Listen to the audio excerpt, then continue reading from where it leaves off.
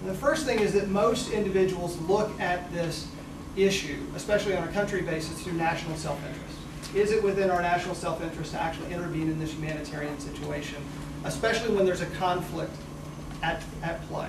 If you have a tsunami in Indonesia, it's probably not viewed through that lens. If you have a situation in Darfur, if you have a situation that's around a conflict, then it is viewed through that lens. And so the national self-interest lens is one that often comes up from a public or a political argument perspective. And it is one that is challenging, to say the least.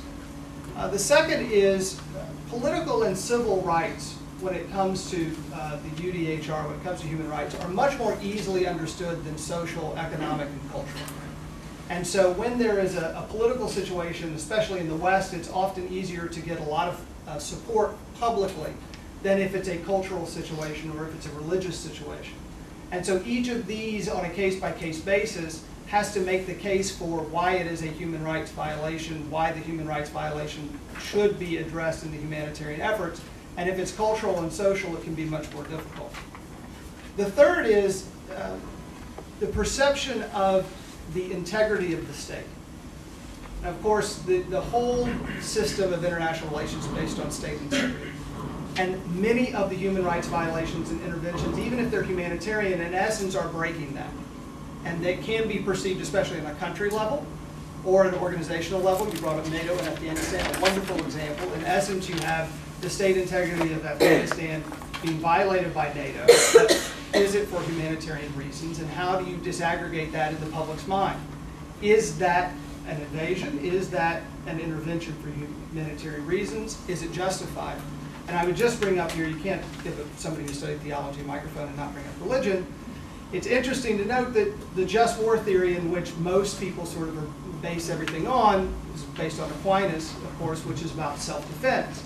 But the original just war theory is based on Augustine, who said you actually don't have the right to defend yourself, you do have the right to defend someone else who needs defense. And in essence, that's what we're talking about when we're talking about humanitarian aid. We're talking about the defense of or the aid of someone who cannot, in essence, defend themselves. But that's not what the whole state system is based on. The whole state system is based on self-defense. And so that fundamental conflict often rears itself when you come to humanitarian issues. And the final thing I'd say is just from a popular perception point of view, each of these cases of humanitarian aid, especially when there's a human rights issue, some of them are much more popular than others for sometimes good reasons, sometimes not so good reasons. Which celebrities are involved in highlighting the issue? How has it come to be understood in the popular culture? Has there been a movie made about it? I mean, these things are real in actually allowing organizations and governments to bring humanitarian aid to bear, both initially and on an ongoing basis. So the ability to actually sustain these efforts is often based on the popular perception of the issue at hand. So a couple of just emerging trends that I throw out there, and especially for all of you when we get the question and answer period, I think there are some good news and bad news things that are happening on these fronts. First of all, there's a very interesting link between consumerism and humanitarian efforts, especially when it comes to fundraising, that we've seen brought to bear.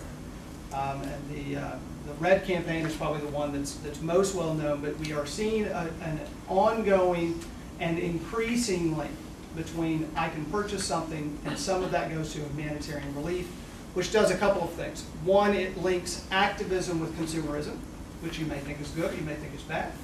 It also puts corporations in the role of defining what we should be funding from a humanitarian perspective, which means that they have a certain stake in the game. And you have to look at why it is that they're bringing their resources to bear. Do they have operations in certain places? Are they going to get a marketing upside from this? So that is an emerging trend. The second is, of course, distributed media. We have more media outlets covering more places. Individuals can get messages out from front lines. However, distributed media means that there are a lot more voices chattering at the same time. So it's harder to put a focus on one area or one story. I subscribe to about 20 blogs that track human rights issues. I just opened it up today. It's been 48 hours. I had 37 stories that had been downloaded to the blog reader, and they were all over the place, from Congo to Indonesia to Eastern Europe to South America. And it's hard to get your head around any singular issue, but you can get your head around that there are lots of issues out there.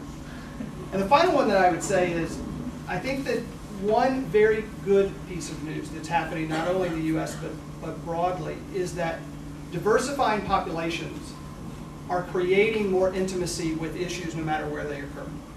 And this really takes hold in two ways. One is there are people who you know who are from lots of places in the world, and your sort of distance from it has been lessened, because you are going to be much more likely to know someone who is from that place, or know someone who knows someone who's from that place. And that brings the intimacy of being able to get information on that situation much easier.